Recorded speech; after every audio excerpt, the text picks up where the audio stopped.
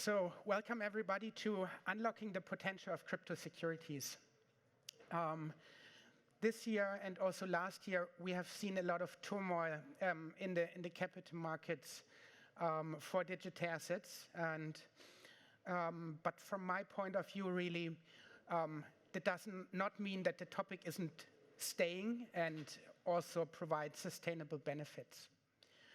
And it's also, I think, a new form of capital markets that's emerging in a niche market first, but exists in parallel to the existing capital markets infrastructure. Why do I think it's a new form of capital markets? Because the structure is based on open ecosystems. Because through this structure, interoperability and different use cases, being it finance use cases or non-finance use cases, are enabled. And this can create really a new user experience for customers, for investors. My name is Matthias Hirtschulz. I'm partner with DeFi, heading the digital asset practice.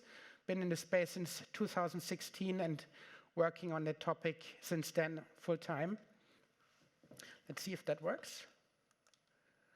Right, and in Germany, we have a new law enacted in 2021. It's the EWPG, and allowed for the first time to issue fully digital securities in a decentralized crypto register, also on open blockchains like Ethereum mainnet. And to allow that, there was a new entity introduced, which is the registrar. And the registrar performs KYC process with the participants of this register, could be investors, could be issuers, and stores off-chain data about these participants. To do that, they need a BaFin license. And part of that register is the smart contract living on an open blockchain, where the actual digital security is represented. So it's not a digital twin, but the bond is basically the representation in that register. And the data that's stored there, that's only pseudonymous. And then investors, in the simplest case, I'm showing you only the simplest case here, and that's, I think, the really groundbreaking aspect here is, in that simplest case, it allows actually for peer-to-peer transfers of electronic securities on open blockchains. And in that simplest case, the users, they could hold the assets in their own wallet, control their own private key if they want to. Not all users will want to do that, but maybe some want that. And then the registrar will do the KYC process, do a whitelisting in the smart contract, and then the P2P transfers can be enabled. And the investors can then, through signed blockchain transactions, transfer these securities without any further interaction with the registrar. At that point, it's only blockchain-based. And now let's look at what kind of potential lies in representing these securities in that way. You could argue, maybe isn't that the same thing with a different technology? Is it very centralized and basically stays the same as before? I don't think so. I want to explain where the potential and the benefits are in that setup. So when we first look at how, very schematically look at how the financial industry and security settlement infrastructure works today, you might have a fintech startup, think maybe of a crowd lending platform. They have a user interface, they have the logic and the data and the assets within their realm, within their backends. Or think about the security settlement infrastructure, which can become pretty complex. We have a bank facing the customer, a chain of custodian banks in between, and finally, at the bottom of the infrastructure, let's say there's the CSD, the Central Securities Depository, where the security is registered. But usually, users, they cannot directly access these levels of the infrastructure. It's a highly regulated access, and only large banks, for example, have access to that. And the data and the logic, it lives in this kind of silos of backends. And the assets, they are not easily transferable, either, let's say, from the fintech to some place other, or even in the worldwide securities settlement infrastructure. It's not easy always to move securities from A to B. Now let's look at what changes with blockchain. Again, we have these kind of 3 layers.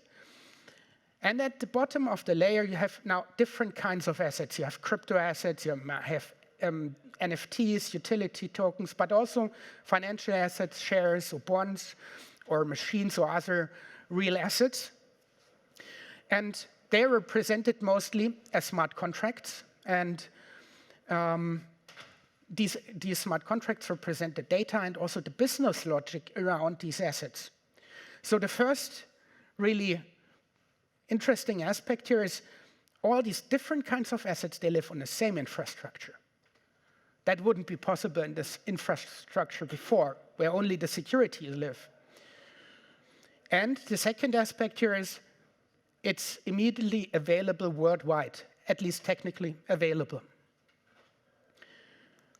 And then the user, if they want to, they can access these assets directly with their wallet, but also for many other users, they can access that via different services, being it a metaverse app, an industry application, or a banking app. So really what we see is that the advantages lie in the ecosystem, fewer intermediaries, transparency, efficiency and cost is also important, and the global availability. I look at it from when I move from Web 2 to Web 3, from a siloed vertical architecture to a open horizontal infrastructure. And now let's look at a concrete, simple example that exemplifies what is possible with that kind of infrastructure. So take the case of a digital artwork, an NFT, that you buy in a digital art gallery. In the next step, because it's maybe very valuable, you want to store it safely in your banking app. Or you might want to showcase it in a metaverse application. Or you want to link it to your social media profile. Or you want to even put it in a physical picture frame and showcase it in your living room. Or if we're talking about finance use cases, you might want to pledge it as collateral as in a DeFi protocol. And all of these use cases, they are only possible because of this kind of ecosystem. And you can use the asset in different kinds of contexts. That's not possible with the current infrastructure. Now transfer that idea to securities.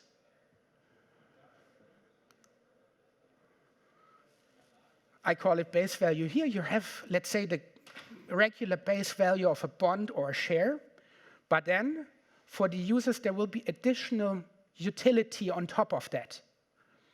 Again, it might be a DeFi integration. BLOCKCHANE did that some time ago, where they pledged a bond to the MakerDAO protocol to refinance them in US dollars. That wouldn't be possible in the current system in that way. There might be a retail user that wants to feel in control, that can access the asset directly. Through having, let's say, the cash leg, the security, and the other aspects, and the business logic on the chain, you can create a very efficient processes. You could also think about non-finance use cases where the issuer of the share enables and allows for additional utility in the ecosystem of the issuer of the share. Let's say it's a football club and they want to have some non-finance utility around their offering. There's programmability, where I can, let's say, vote directly on certain proposals. There might be gamification around discounts or so. So maybe many more. That's some examples. What's enabled here is additional utility when it's on this kind of open infrastructure. Now, and I think here really is the opportunity for financial services providers. As the speaker before, I think we still need intermediaries and we still need banks. And they can add value through a regulated, simple, and secure access, and to the different ecosystems, to the different platforms, to the different assets. But also, I think it's important to start now because we are not that early for certain use cases anymore, and these players, they need to build know-how and they need to build up credibility with their clients. Otherwise, other competitors that have big pockets and they are currently moving into the market, so they need to start. And they need to establish an infrastructure for that. If you start today, let's say for a large bank, it still takes 2 years if you want to build up something and bring it to the market. And there are different maturities of the topics. And I think crypto is actually the most ahead in terms of regulation and in terms of infrastructure. So I think, at least in Germany, in the next 1 to 2 years, most of the large banks will have a crypto offering. And it can be launched legally compliant.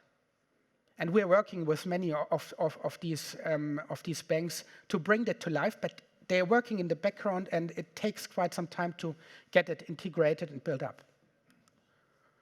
So, but now back to the user and look at what can be a more concrete benefit for the user. And you all have your banking app today, you have your Euro account, you have the shares, maybe buy shares there, you do bank transfers, you might even do multi-banking where you integrate several accounts into one app. But then on the other hand, you have the crypto wallet, where you have your NFTs, your crypto assets, your stable coins, and which is the key to the DApp world, the key to the Web3. And now think about if you merge both together and create one app out of it. And we see some players already doing that, where you have a seamless integration of your banking services, you have a holistic view on your assets, and you can enable, as the key to the Web3, basically the use cases, access a DApp. Just think about, instead of the MetaMask folks you see when you enter a DApp, think about there might be, at some point in time, there might be a banking symbol. And so I think that's where the journey is going. And crypto providers, they will definitely move from the right to the left. They do not stop with crypto. They integrate classical finance, and we see that with the large exchanges that they do that. So they definitely move in that direction. But I think the finance industry should move also to the right, and some of them are already doing that. And yeah, so that's my outlook. Quickly about DeFi, we're 1,200 people, a bit special because we're 90% physicists, mathematicians, and helping our clients to think about it from a conceptual point of view, but then also bring it to life, program it, and build this infrastructure that's necessary for that digital asset future. And in the blockchain space, as I said, we're there full-time since 2016, over 50, 60 projects in that space, from really developing a digital asset strategy for a large bank to implementing a custody solution or some compliance solution, tokenization platforms for debt capital markets, for example. Self-sovereign identity is a big topic as well.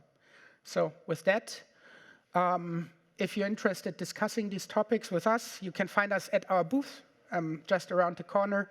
Also have some colleagues of mine with me. You can see them. If you see them, you can approach them. And thanks.